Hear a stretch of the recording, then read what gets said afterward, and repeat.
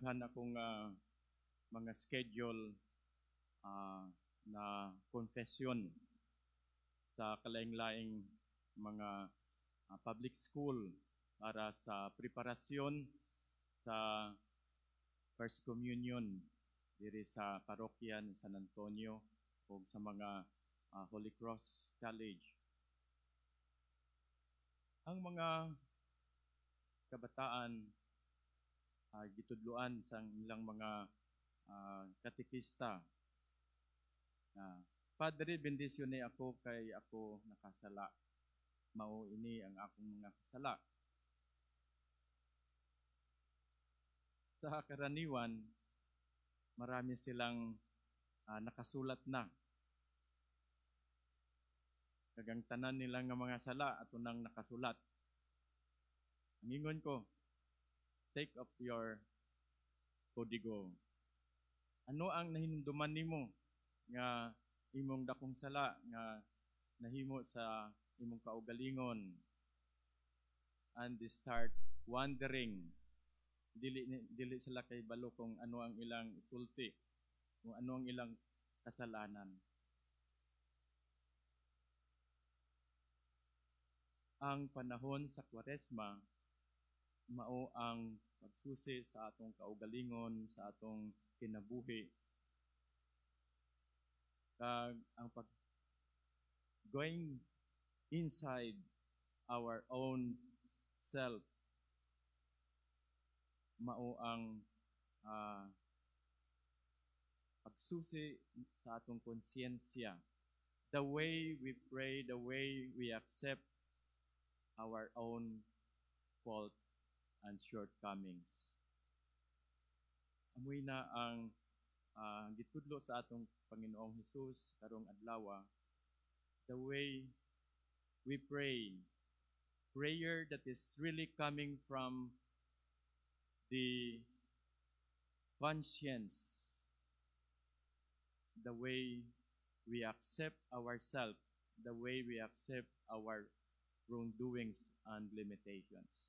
And it must be felt like really that is our own acceptance sa atong paghimo ng mga kasalanan.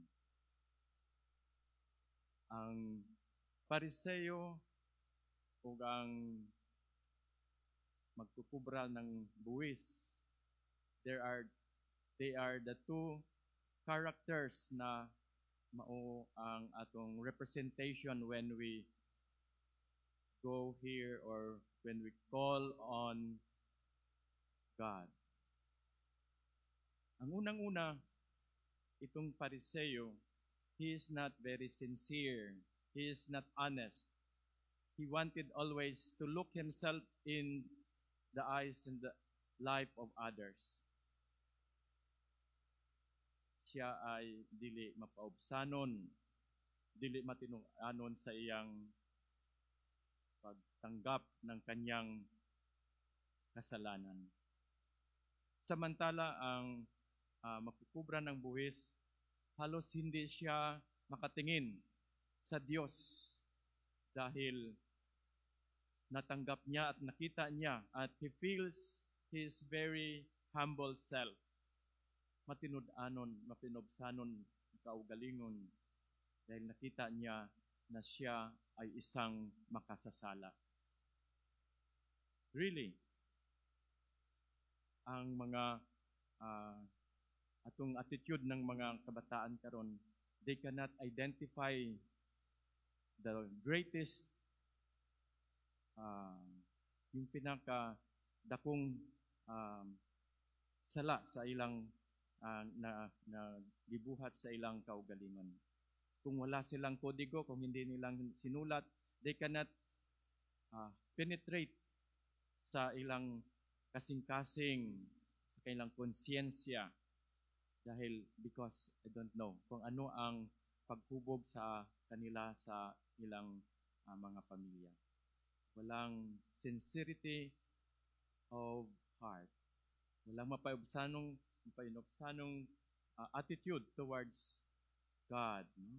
At the same time, Mao ang pagkakilala nga ang Dios ay isang Dios na maluluyon, isang Dios na mahigmaon para sa tanan sa aton. Ani nga we are here to let our true self get out of our own selfishness. Ang pagtamay, ang kumparar sa atong kaugalingon sa atong kasalanan sa iba. And mapaubsanon nga karakter nga dapat natong ihatag sa Dios. Kaya ang Dios ang Dios nga He is very sincere, honest, and always a God who is full of mercy and compassion. Hindi ang Diyos na gusto nating takpan ang ating mukha, ang ating kaugalingon sa harap ng Diyos na knows everything in our life. Wala tayong itatago sa ating kaugalingon, kundi ang Diyos na siya ang nakakita sa lahat nating mga ginagawa. Naningal, the best and the form of prayer is to recognize mapanobsanong sincerity and honest towards God. Amen.